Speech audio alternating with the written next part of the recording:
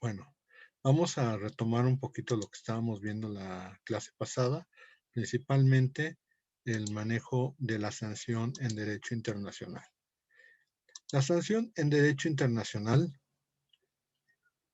la comentábamos como una sanción de tipo moral.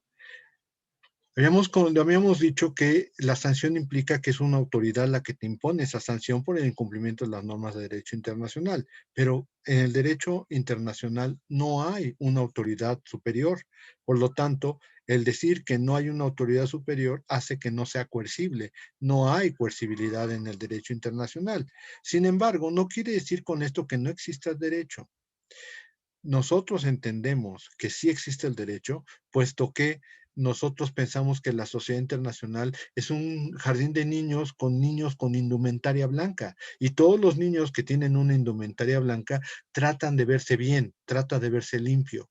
Y entonces es un niño, o sea, difícilmente lo va a lograr, pero técnicamente va a existir esa necesidad de que su imagen sea lo mejor que se pueda, porque solamente así van a jugar los otros niños con él.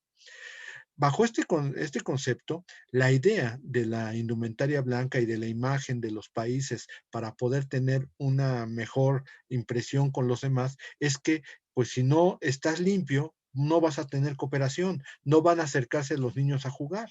Muchas veces he comparado la sociedad internacional como este jardín de niños, donde hay niños un poco menos desarrollados y un poco más desarrollados, con la idea de que de pronto hay un Chabelo ahí en medio de todos los niños, un niño que tiene un desarrollo súper mayor, que es un niño gandalla, que es un niño travieso, que es un niño que al que le pueda le das el coscorrón, y técnicamente, obviamente todos los, hay países que son estos niños que de pronto se juntan con él porque saben que al ser más grande pueden sentirse protegidos.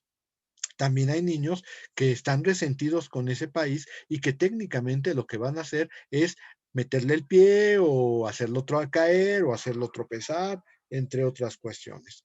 Bajo estas condiciones, el medio internacional tiene la característica de que nosotros tenemos que defender nuestra imagen. ¿Con quién van a celebrar los países tratados? Con los que tengan mejor imagen para los que los puedan cumplir. Y técnicamente la imagen de los países es esa razón por la cual la sanción se considera que es moral, porque no existe una aplicación de sanciones por medio de autoridad. No podemos decir que las acciones coercitivas del Consejo de Seguridad de las Naciones Unidas puedan ser sanción, porque no pueden considerarse sanción. Es una acción colectiva de varios países por medio de un tratado que tal vez en el fondo deberíamos de considerarlo como un tratado de autodefensa, pero no podemos decir que sean sanciones en el término estricto de la palabra, porque nosotros entendemos que sanciones son las que te aplican la autoridad.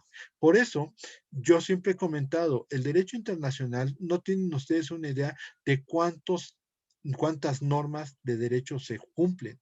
Es muchísimas las normas de derecho que se cumplen.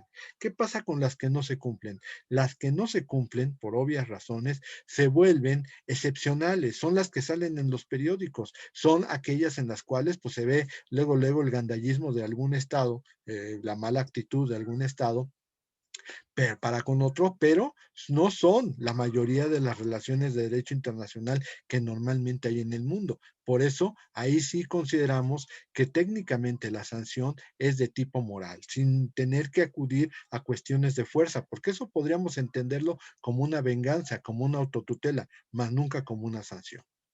Ahora bien, tenemos el siguiente tema, que son las relaciones entre derecho interno y derecho internacional. Generalmente se basa en dos grandes corrientes, las teorías monistas y las teorías dualistas. Sin embargo, lo que es muy importante es que en los últimos años ha habido teorías coordinadoras. Si ustedes ven esa imagen que está en la pantalla, pues ustedes van a ver que los monistas y los dualistas tienen una separación, y esa separación son las teorías coordinadoras. Vamos a ver en qué se desarrollan cada una de ellas. Las teorías monistas tienen dos tendencias. Una que es la tendencia del derecho internacional público o de derecho internacional sobre el derecho interno. Y hay otra también conocida como autolimitadora, que es aquella en la cual el derecho interno es el que pesa sobre el derecho internacional, se coloca de manera supremacía sobre el derecho internacional. Sobre la supremacía del derecho internacional, el principal autor que marca esta tendencia es Kelsen, sí, aquel que nos puso la pirámide, el que nos hizo entender que la Constitución estaba por encima de todo, pues sí, pero él pensaba que el derecho internacional estaba por encima de la Constitución. De tal manera que, por ejemplo, su país, Austria, es uno de los pocos países que basta con que el representante de Austria firme el tratado para que automáticamente el tratado ya sea parte del derecho de Austria sin necesidad de ninguna otra cosa más y técnicamente esté por encima de la constitución de austriaca. Esto llama mucho la atención porque nosotros no tenemos esa concepción y vamos a entender cómo llegamos a poder tener esa concepción cuando hubo la reforma del 2012 a los derechos humanos. La teoría autolimitadora, pues es la que señala nuestro artículo 133, aquella que dice que esta constitución, las leyes federales que emanen de ella y los tratados internacionales celebrados y que se celebren por el presidente de la República de acuerdo con la misma, serán la ley suprema de toda la Unión. Aquí lo que te estoy diciendo es que ningún tratado debe de estar por encima de la Constitución, se tienen que celebrar de acuerdo con la misma. Sin embargo, aquí tenemos una situación de interpretación. La Suprema Corte, ante un dispositivo tan claro, lo que hizo en 1989 fue establecer una jurisprudencia donde se decía, es que si hay necesidad de distinguir, dice la ley, donde la ley no distingue, nosotros no debemos distinguir. Ubilex non distinguit nec nostrum distinguere debemos. Y en este sentido, si te decía que la ley federal y los tratados internacionales estaban en el mismo nivel, ¿cómo es posible que la Corte haya determinado que sí había necesidad de interpretar? Pues resulta ser que interpreta y resulta ser que dice, bueno, las leyes federales están por abajo de los tratados internacionales, de tal manera que tenemos a la Constitución, a los tratados internacionales y a las leyes federales. Y esto puede ser una situación un poco complicada, porque, por ejemplo, ¿cuáles son las leyes federales que emanan del Congreso? Pues en primera instancia tenemos las reglamentarias de la propia Constitución, la Ley Federal del Trabajo, que es reglamentaria del 123, o la Ley de Amparo, que es reglamentaria del 107 y 109 constitucional. Técnicamente, si son derivadas de la Constitución, se deben considerar como derecho constitucional. Y sin embargo, de acuerdo con esta perspectiva, la Constitución está en primer lugar, los tratados internacionales en segundo y las leyes federales en tercero, cuando puede existir esta situación. Bueno, después esta se ratificó por ahí por el año del 95, se ratificó que entonces los tratados están por abajo de la Constitución. Viene la reforma del 2012, donde dice todos los tratados que estén celebrados por el Estado mexicano se considerarán que son tratados de un mismo nivel constitucional. Por lo menos ahí ya te estaba manejando que estaban al mismo nivel, pero aquí teníamos una duda que se tuvo que resolver mucho tiempo después. Decíamos nosotros, bueno, ¿y si un tratado está por encima de la Constitución? Pues aquí la situación está en que tú no puedes, ya si aceptaste un tratado, no puedes decir, ah, no, pues es que no está por encima de la Constitución, sino al contrario, pues si el tratado se va a considerar como ley constitucional, podía estar por encima de la Constitución.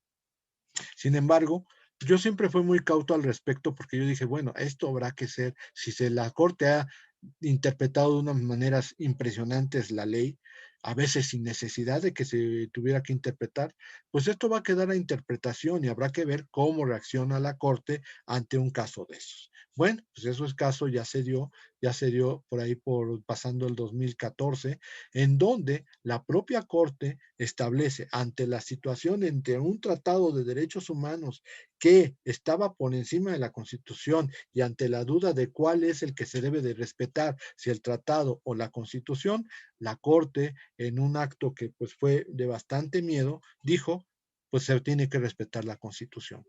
Eso rompió el esquema y técnicamente nos volvemos a una tendencia autolimitadora donde la Constitución está por encima de cualquier disposición de tratados, entre otras cosas. Esa es la explicación de lo que mencionamos en el apunte.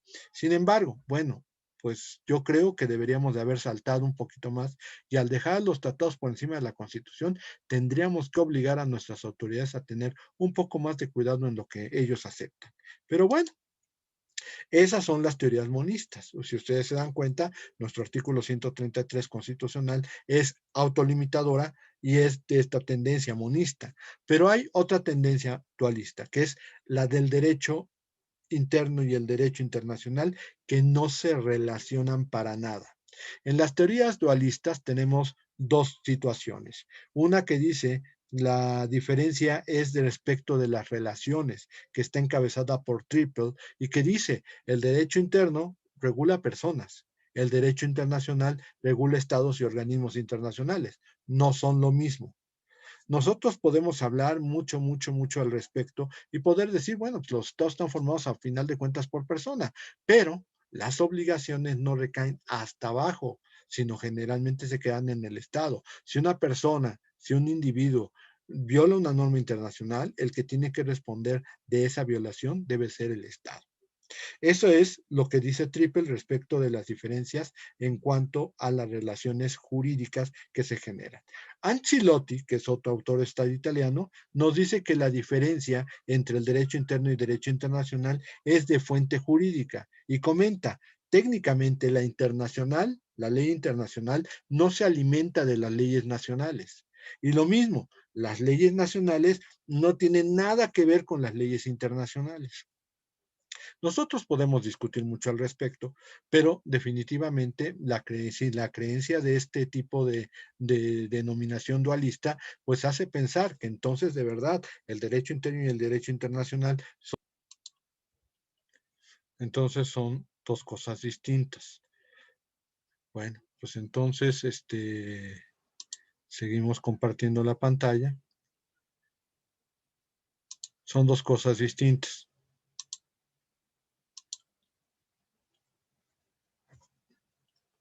Ok. Entonces aquí tenemos el derecho interno y el derecho internacional. Eh, es muy difícil. Lo vamos a ver en derecho internacional privado, que muchas normas de derecho internacional surgen del derecho interno ahorita, en estas condiciones que estamos viviendo actualmente, y muchas otras salen del derecho internacional y, bueno, se recepcionan en el derecho interno y muchas cosas salen del derecho interno hacia el derecho internacional. Tampoco es tan exacta, tampoco podemos considerar que eso sea tan exacto. Y por último, tenemos el caso de la tercera, la tercera división, que aquí está lo de Ancelotti y lo de Triple, pero tenemos la situación específica de las teorías coordinadoras. En la teoría coordinadora, principalmente manejadas por Loreto Ortiz Alfa, aunque se maneja mucha influencia, hasta de Sepúlveda, tenemos influencias de Pidruejo, de Miaja de la Muela, tenemos de Verdros. Ellos dicen que las teorías coordinadoras van enfocándose hacia una unificación. Técnicamente la unificación que se hace en materia de derecho internacional es porque cada día es más difícil despojarse o desplazarse o separarse de lo internacional para manejar un derecho interno sin unificación. Entonces, bajo esta concepción, la perspectiva es que el derecho internacional va influyendo cada día más en derecho interno. Yo he comentado, o sea, no puede ser tan tajante que no se relacionen ni se toquen. Pero aquí hay una situación. Técnicamente, el manejo que se hace del derecho internacional en estas teorías de coordinación es que el derecho internacional y el derecho interno tienen por ahí alguna relación impresionante y que más que pensar en que si se relacionan o no, se tienen que coordinar, tienen que hacer lo posible para irse acomodando una con el otro para poder solucionar los problemas. Uno de los puntos fundamentales es el caso Wimbledon. ¿Qué es el caso Wimbledon? Es un caso en el cual la Corte Internacional de Justicia señaló que la soberanía nacional puede restringirse por un tratado. En el caso de un buque que antes se consideraba que era territorio nacional, cuando llega de un derecho de visita, pues decía, pues si es un tratado internacional y en ese tratado internacional, aunque se haga considerado territorio nacional un buque, ya no podría considerarse así, pero en esos años sí se pensaba que era parte del territorio nacional, pues si tú celebraste el tratado, ¿qué va a suceder? Técnicamente tú tienes que permitir que la otra persona mande a sus soldados para revisarlo, porque es un derecho de visita, no te está haciendo nada, pero si encuentra algo malo, te pueden detener. Esto es el caso Wimbledon y entonces decía, bueno, pues entonces, si por medio de un tratado puedes restringir tu soberanía, sí puedes coordinarte con el derecho internacional y el derecho interno, porque puedes hacer un tratado que coordine los derechos de ambos. Ahora bien, aquí el problema es que la situación del derecho interno, por lo menos en nuestro país, es más compleja. ¿Por qué? Porque si nosotros dijimos que en su momento la Corte señaló como una situación de derecho interno, la decisión de cuestiones extranjeras, porque ninguna ley extranjera va a estar por encima de la Constitución, aquí va a existir el problema de que, de acuerdo con el criterio constitucional, todo tiene que ser basado en la Constitución, en el derecho interno, y no tanto en el derecho internacional. Pero, pues obviamente estas teorías coordinadoras llegan a ser hasta complejas, porque la propia Loretta Ortiz Alf dice que el artículo 133, yo no sé si esto pasó o ya lo tiene cambiado en su nueva edición, porque acaba de salir la nueva edición del libro de ella, pero él ya dice que el artículo 133 tiene un dualismo escondido. A mí me parece muy claro el artículo 133 y yo no le encuentro ningún dualismo por ninguna parte, pero ella dice que sí existe un dualismo. Yo pienso que desgraciadamente todos los aspectos internacionales, de acuerdo con la Constitución, tienen que pasar forzosamente por el escrutinio de la Corte del Derecho Interno. Por lo tanto, no podríamos pensar que nuestro derecho interno es verdaderamente un conciliador o un coordinador con el derecho internacional. Creo yo que desgraciadamente no lo es y habría que pensar que se tiene que revisar esta situación a fondo. Bueno, con esto terminamos el tema. Ahora sí, hay que mandar los trabajos, pero para eso me remito ahorita a nuestra reunión de Zoom que vamos a tener después de que hayan visto este video y ahí terminemos de aplicar cuestiones relativas a trabajos o de algún otro aspecto. Por lo menos ahorita yo termino y vamos a pasar directamente con la reunión de Zoom que debo de estar empezando a conectarme para poder tener la interrelación con ustedes de dudas y de trabajos que quedan pendientes. ¿Ok? Me despido por el momento. Gracias.